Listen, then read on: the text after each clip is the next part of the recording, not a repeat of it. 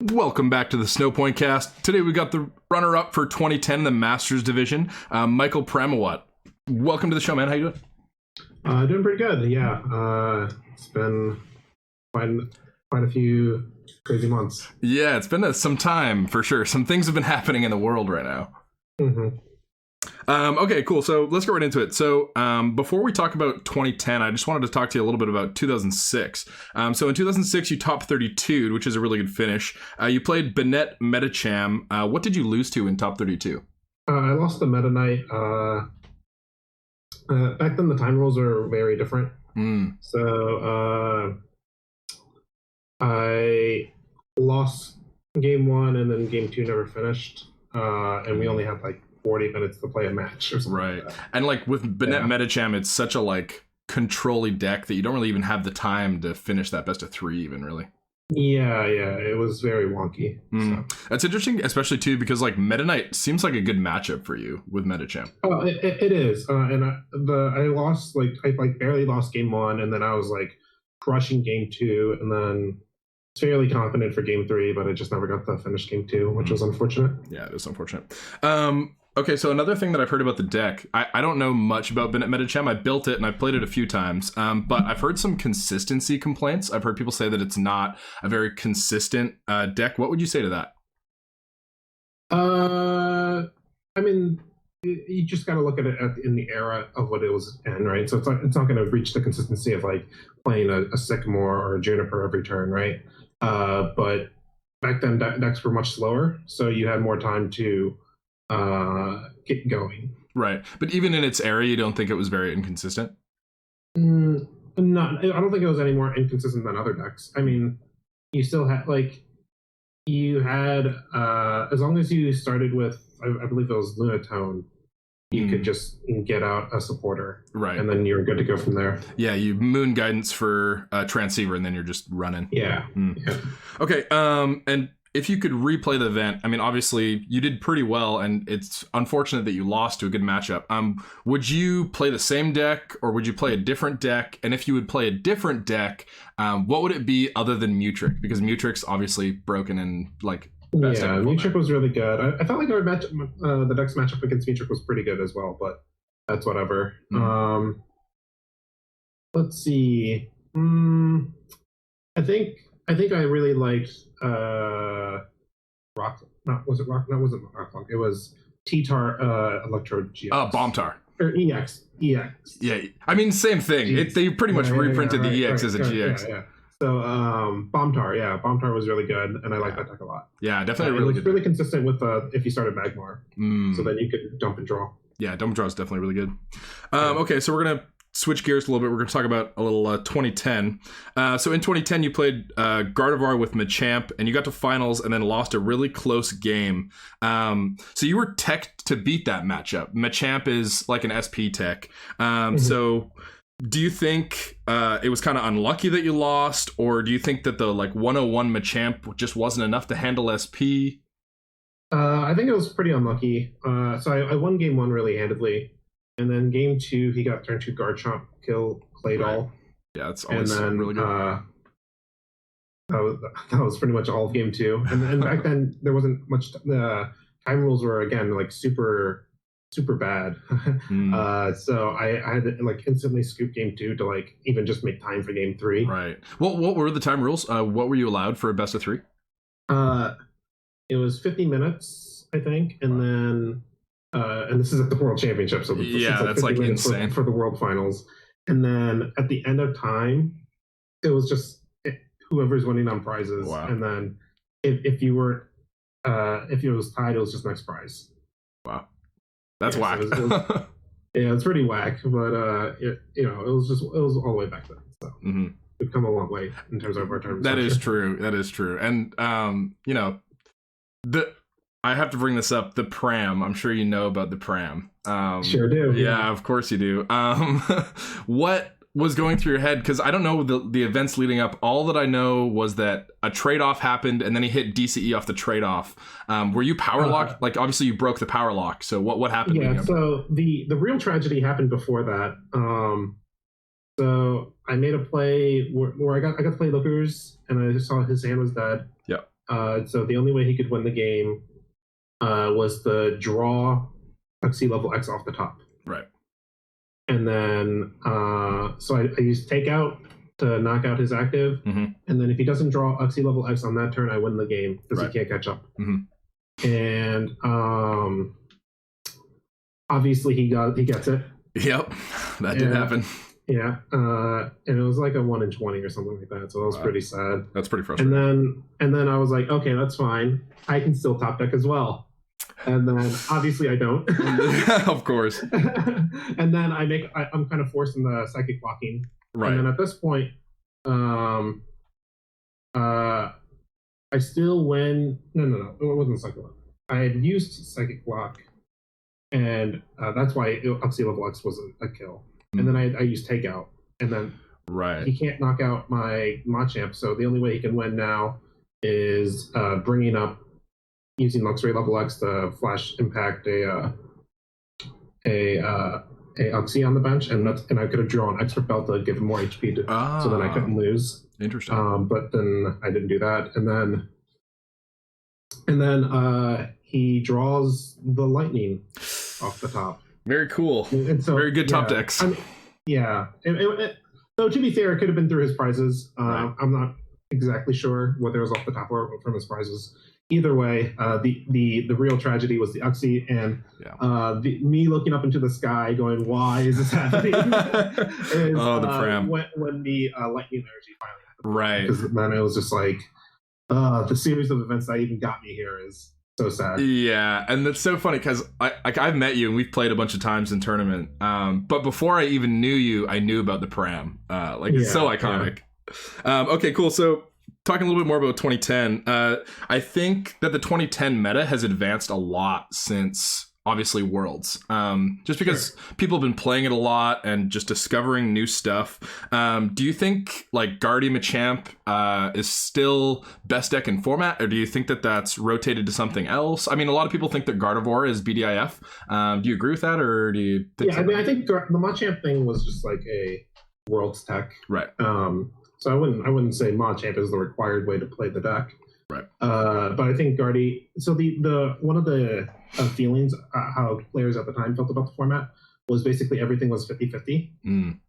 And so players could just play what they wanted. And sure, you had to know the matchups for specific things to make the matchups 50-50. But overall, if you just played your deck well, you were, outside of like some fringe matchups, it was pretty close no matter what matchup you were playing. Yeah, and at that point it comes down to outplaying your opponent a lot when you have a matchup that close. Yeah, exactly. So SP mirrors were just notoriously 50-50, and especially because all the SP mirrors were playing SP mirror attacks.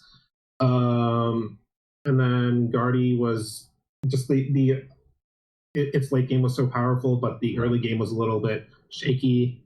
So if you got to that point, then you won, but end of the day, outcome itself was around 50-50. And then Carstar was pretty good.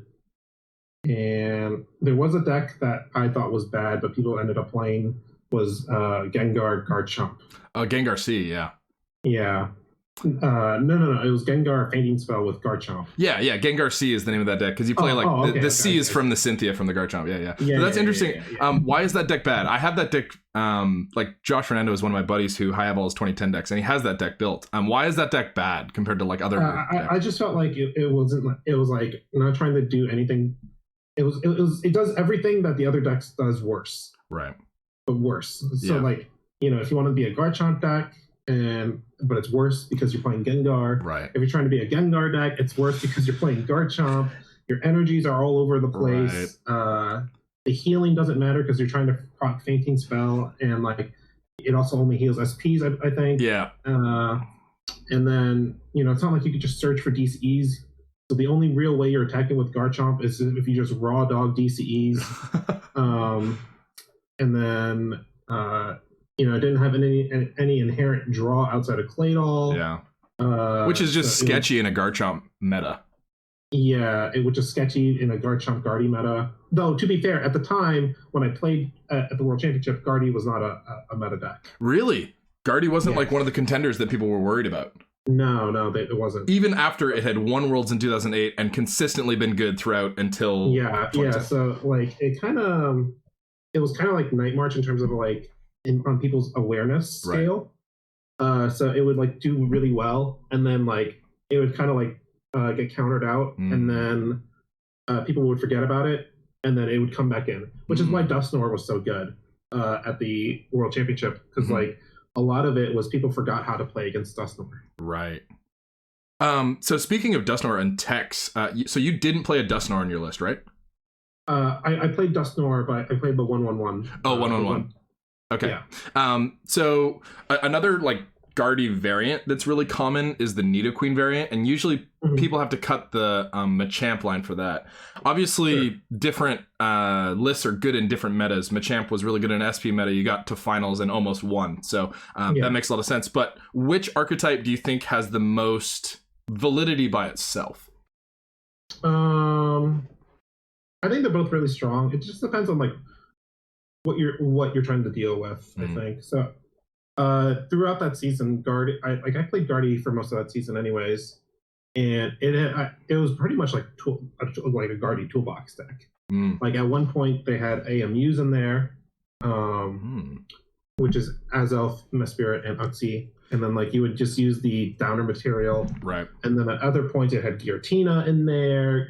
Like if it was like a jump off meta, you would put in Crobat. That's interesting. And so there was like a bunch of different things you could do with Guardy, and it was more like a toolbox. It is more of a toolbox deck, right?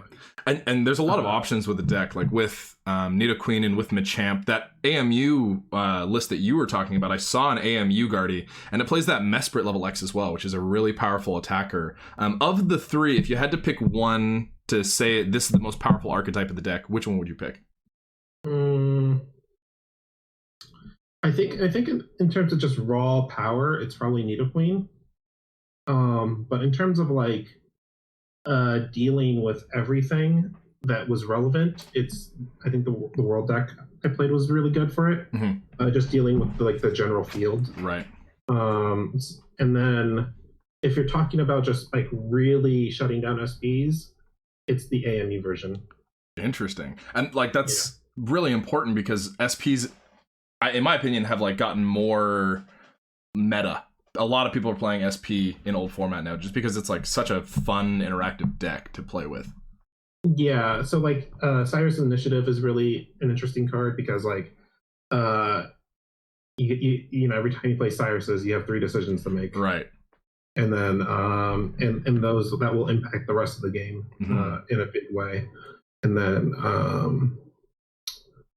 but yeah, I think like if you're going towards an SP meta, then AMU is probably one of the stronger ones. Interesting. Just because like they can play around Machamp if they just play a bunch of unknown Gs, like 2. Right.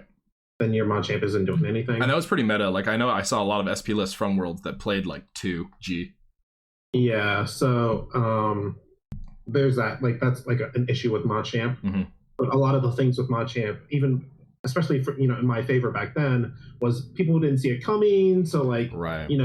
They wouldn't G before Psychic Lock, right? And so once you're Psychic Locking, they can't G anymore. Right. But like, they wouldn't like preemptively like unknown G like important Pokemon. Right. So like by the time I would be like. I would kind of like hide the Machamp. Yeah. Like, I would like Cosmic Power into one piece, and then I'd be like you don't Machop. You don't get a Machop with the call turn 1. You keep it on the DL. Yeah. You like so like, or like if I needed the energy, like I would be like, okay, Telepath Cyrus, and then I would Machamp, right? Like in my hand, right? I would be like, or something. If I had like one of the Pokemon, I could get the fighting energy with the Cyrus. And if I had the rare candy, so I needed one Pokemon and one rare candy, I would get the fight energy, and I could go get Bebe with the Cyrus to get the other component, and then just drop it all in one turn because of how rare candy worked at the time.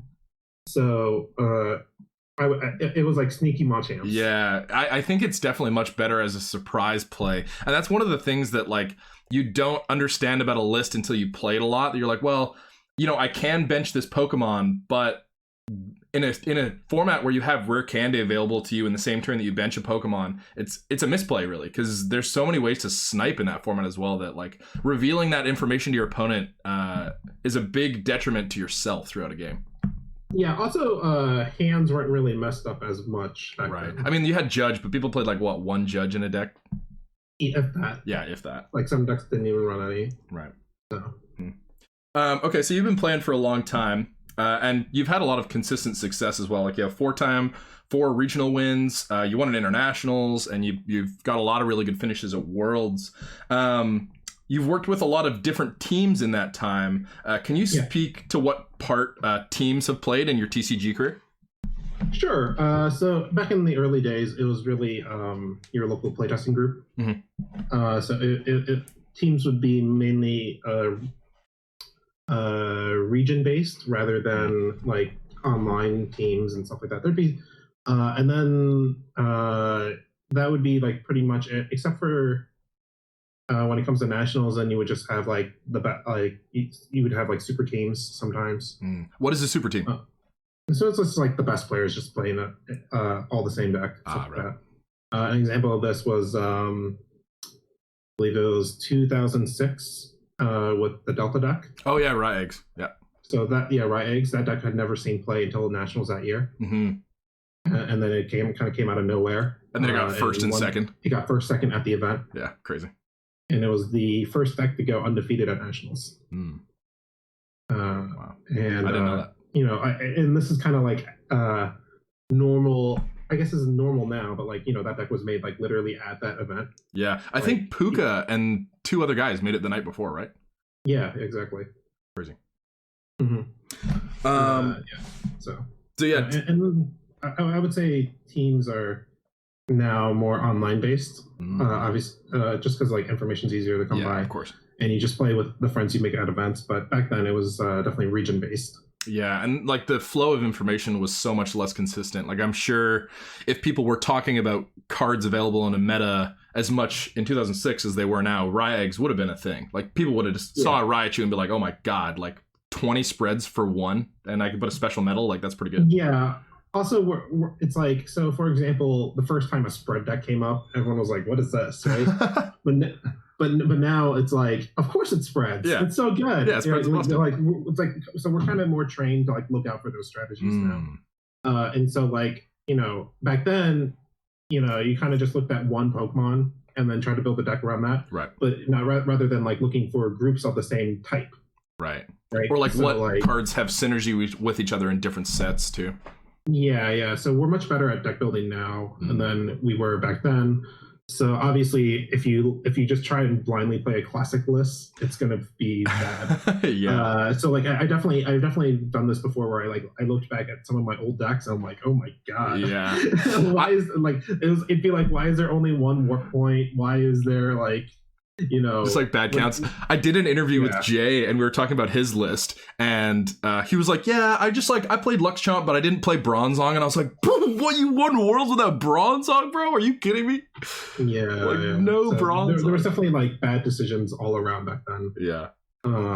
So like, it's kind of true for like, I guess all sports, right? If you take a modern athlete and then you throw them into the past, they'll just dominate everyone. Yeah, of course. Yeah, so it's kind of the same thing. Do you feel that, I mean, you played in, you're successful in the recent years, but you were also successful in the past. Do you find it's like, it was significantly easier to be successful in the past? Sure, yeah, because, back then I wasn't as good at, first off. Oh, of course, yeah. Just to put that out there, no one ever starts good. But yeah, it was definitely easier, just because like, so I don't think I am that great of a deck idea person, but I can kind of like pick decks. But back then, I would just throw out my ideas and they would work because like everyone around me was just worse, right?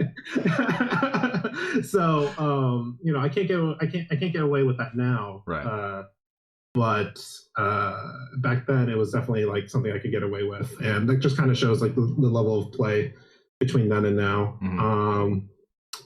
And yeah, I just kind of think, when you're looking into the past like that, it's like you also just have to take in consideration everyone was just so much worse than they are now. Yeah. Okay, so this is the last question I have, and I ask everyone that comes on the show this question. So if you could give a piece of advice for someone listening that's looking to advance their TCG skill, what would be the piece of advice that you would give them? Accepting that you're going to make a lot of mistakes. Yeah, so I don't think anyone ever plays a game of Pokemon completely perfectly. That's just a myth. And people kind of like, it's kind of like easy to buy into that, and just kind of accepting that like there were even if the things you could have changed wouldn't have resulted in a win, there was just things you could have done better. And once you kind of accept that, that's when you start like fixing your mistakes, bad habits, things like that. Right. And you can't fix a mistake until you first like recognize I messed up. If you put it up to, I had bad draws or bad prizes, like you can't learn anything from that. Yeah, so it's really just focusing on what you can improve on, and not letting yourself get trapped by the I got unlucky mentality. Right. Yeah, that's a bad mentality. And also like not getting trapped in the just excuse mentality. Like if you take responsibility for every part of a game, games won or games lost, you can improve a lot more than, putting those to excuses. Yeah, exactly. So that's the number one thing I hear from mid-level players is they blame their games on things they can't control. And while it's true, they in that particular game they may or may not have been able to control a win or a loss. I am 100% sure they did not play that game perfectly, so they have no reason to blame luck at that point. Looking inward, that's a really good piece of advice. Okay, well, thank you so much for coming on the show. Do you have any shout outs, or do you want to drop your Twitter or anything? Yeah, sure. Just follow me on Twitter at Michael Pramawat. I haven't been active since the virus hit, but yeah, dude, it's been so whack not seeing standard TCG. But I post TCG stuff on there when events are rolling around. So just look out for that. Cool. We'll definitely check that out. Okay, well, this has been the interview with Michael Pramawat. Thank you guys so much for tuning in, and we'll see you next time.